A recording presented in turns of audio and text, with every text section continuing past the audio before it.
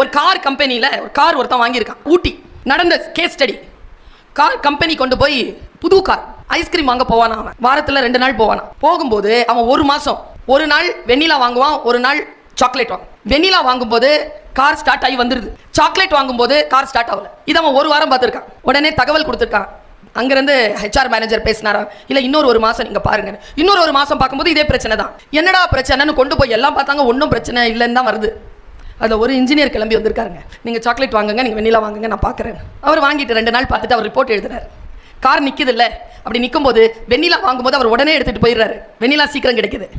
Chocolate மேனுஃபேக்சரிங்க்கு 12லேருந்து 15 நிமிஷம் ஆகுது. அப்போ அந்த கார் நிற்கும் பொழுது அந்த ஃப்ரீசர் பாக்ஸ் இருக்குல்ல, அதுலேருந்து வரக்கூடிய அந்த அதிகமான அந்த காற்றால் அந்த இன்ஜின் வந்து கம்ப்ரெஸ் ஆகும் அப்படிங்கிறத அவர் கண்டுபிடிச்சிருக்கார். ஸோ ப்ராப்ளம் சால்விங் அப்படிங்கிறது உங்களுடைய ரியல் இன்டெலிஜென்ஸ் மூலமாக வரும். நீங்கள் அதற்கு தயாராக இருக்கிறீர்களா? பிஸ்கெட் கம்பெனிங்க, அந்த பிஸ்கெட் கம்பெனியில் ஒருத்தர் ஒரு மேனேஜர் இருந்தார். அவர் 25 வருஷம் வேலை செஞ்சு ரிட்டையர்ட் ஆகிட்டார் சார். ஆள் போனதிலிருந்து பிஸ்னஸ் டவுன் ஆக ஆரம்பிச்சிருச்சு. பெரிய பெரிய எக்யூப்மெண்ட்ஸ், மெஷின்ஸ், குவாலிட்டி குறையவே இல்லை.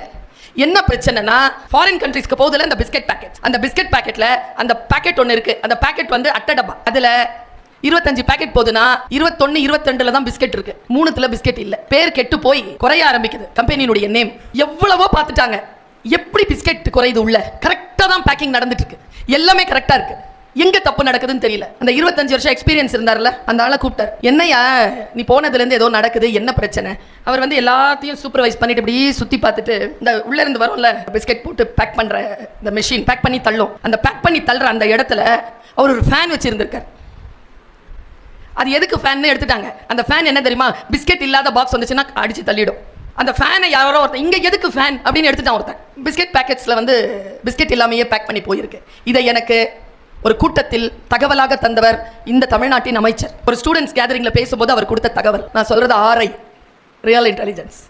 உன்னை நம்பி ஒரு $1000 இல்லைனா உன்னை நம்பி ஒரு 3 லட்சம் ரூபாய் உன் கையில் வந்து ஒரு ப்ராஜெக்டாக ஒரு கம்பெனி கொடுக்குதுன்னா, அதனால அந்த கம்பெனிக்கு ஒரு 30 லட்சம் ரூபாவது பிரயோஜனம் இருந்தால் தான் உன் கையில் 3 லட்சம் ரூபாய் வரும். அந்த 30 லட்சம் ரூபாவை நீ சம்பாரிச்சு கொடுக்குற புத்தியுடன் நீ வெளியேறுகிறாயா? I will hire you. You can demand, நான் உனக்கு 50 லட்சம் ரூபாய் பண்ணி தரேன் பிரயாணம், எனக்கு நீ 4 லட்சம் ரூபாய் கொடு இந்த ப்ராஜெக்ட். You can demand.